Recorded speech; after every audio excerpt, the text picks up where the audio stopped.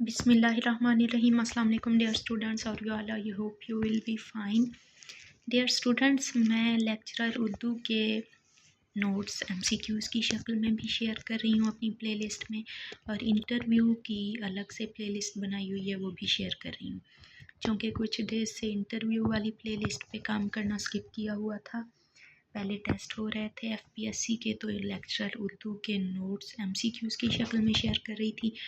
اب ان کے چونکہ ٹیسٹ ہو چکے ہیں تو میری اسٹوڈنٹ کہہ رہی تھی کہ ہمیں انٹرویو کے لیے گائیڈ لائنس چاہیے، تو میرے پاس جو بھی پاسٹ پیپرز کے کویسچنز تھے انٹرویوز کے، وہ 1 بائی 1 میں آہستہ آہستہ شیئر کر رہی ہوں پچھلے کئی سالوں کے.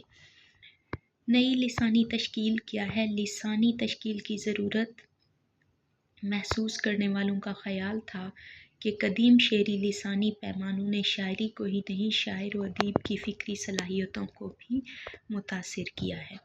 نئی فکری لسانی تشکیل جدت و سہولت اور نئے انسانی رد عمل کو شعر و ادب میں شامل ہونے سے روک رہی تھی. نئی فکری صلاحیتوں کو روک رہی تھی.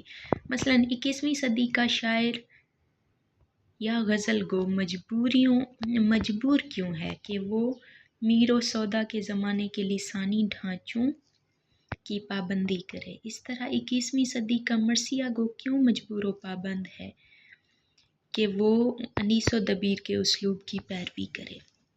نئی لسانی تشکیلات انہی چند سوچ کے زاویوں کی بدولت تشکیل میں آئی تھی. نئی لسانی تشکیلات سے وابستہ شعراء اور ادیب کا ماننا تھا کہ ہمارا زمانہ قدیم زمانے سے اپنی الگ حیثیت رکھتا ہے. اس کے تقاضے اور اس کی لسانی ضرورتیں صدیوں پہلے والے زمانے کے برعکس ہیں. بالآخر نئی لسانی تشکیل 1970 میں ایک تحریک کی صورت اختیار کر گئی، اور اس تحریک کے اہم نام ہیں ظفر اقبال اور افتخار جالب. مسکراتے ہوئے ملتا ہوں کسی سے جو ظفر، صاف پہچان لیا جاتا ہوں رویا ہوا میں. پسِ دیوار پھول کھلتا ہے، جو ہو سکے تو دل کی دھڑکنوں میں ڈبو دو. افتخار جالب.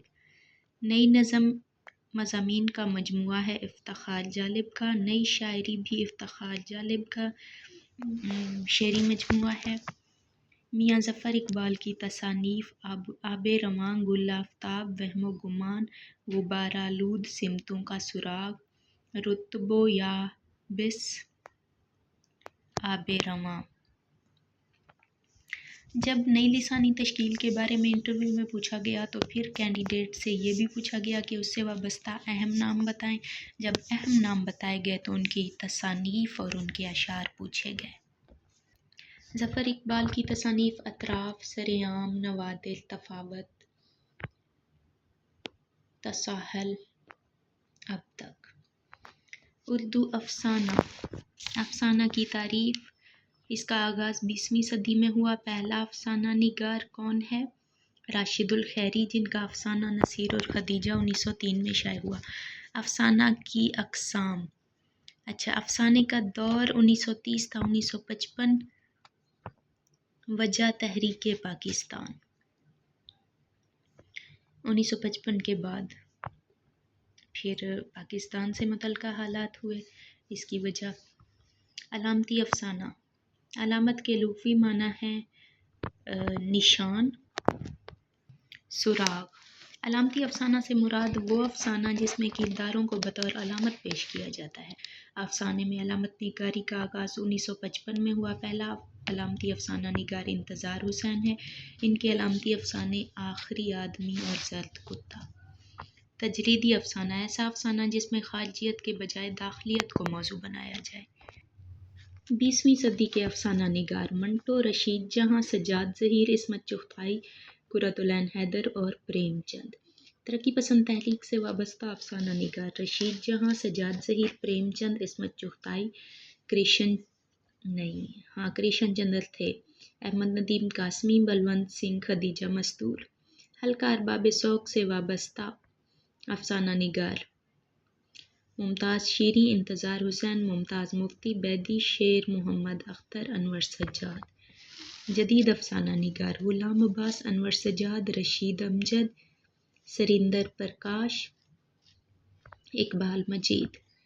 عصر حاضر کے افسانہ نگار رشید امجد علامتی افسانہ نگار ہیں، عاصم بٹ، امجد طفیل، حسین الحق، احمد صغیر۔ جب علامتی افسانے کی بات ہوتی ہے تو پھر سوال پوچھا جا سکتا ہے کہ علامت کے معنی کیا ہیں؟ لغوی معنی نشان، سراغ، انگلش میں سمبل کہتے ہیں۔ اصطلاحی مفہوم کسی شے یا حقیقت کو کسی مجازی مفہوم یا لفظ میں ظاہر کرنا۔ کلاسیکی غزل میں استعمال ہونے والی علامتیں: گل و بلبل، شمع و پرواز، جام، شیخ، آسمان، فرہاد، ساقی، قاتل، تیز نظر، صیاد۔ خدا کے واسطے اس کو نہ ٹوکو، یہی ایک شہر میں قاتل رہا ہے، مذہب جانے جانا۔ جدید شاعری میں علامتیں ہیں برف، پتھر، درخت وغیرہ۔ ساختیات پس ساختیات: ساختیات سے مراد لفظ کی ساخت ہے، یعنی زبان کے ان تشکیلی عناصر کا مطالعہ جن کی بنیاد پر زبان بولی جاتی ہے، جس میں اشیاء اور افراد کی ذہنی ساخت کا مطالعہ کیا جاتا ہے۔ ساختیات کے بانی سوسیئر ہیں۔ پس ساختیات سے مراد لفظ کے طے شدہ معنی کی مخالفت کرنا، یعنی ظاہری معنی کے علاوہ مجازی معنی اور ان کے معنی کو سامنے لاتی ہے۔ پس ساختیات جو قاری متن سے حاصل کرتا ہے۔ اس کے بانی ہیں رولام بھارت۔ ابن انشا کا دور حیات جلندھر میں 15 جون 1927 کو پیدا ہوئے۔ اصل نام شیر محمد خان تھا۔ لندن میں 11 جنوری 1978 کو وفات پائی۔ روزنامہ جنگ کراچی اور روزنامہ امروز لاہور کے ہفت روزہ ایڈیشنز اور ہفت روزہ اخبارات میں فکاہیہ کالم لکھتے تھے۔ ان کے شعری مجموعے ہیں بلوں کا بستہ، چاند نگر، اس بستی کے ایک کوچے میں، دل وحشی۔ سفر نامے ہیں آوارہ گرد کی ڈائری، دنیا گول ہے، چلتے ہو تو چین کو چلیے، نگری نگری پھرا مسافر۔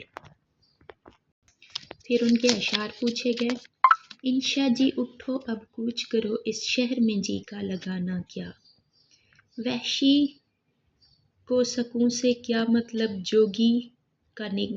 جوگی کا نگر سے ٹھکانا کیا، قتیل شفائی کی نظمیں بتائیں، یہ کس نے کہا تم کوچ کرو، باتیں نہ بناؤ انشا جی۔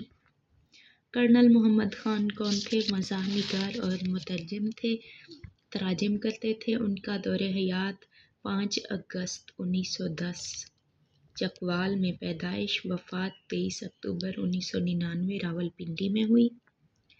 تصانیف: ان کی پہلی تصنیف ہے بجنگ آمد، بسلامت روی اور پھر بزم آرائیاں۔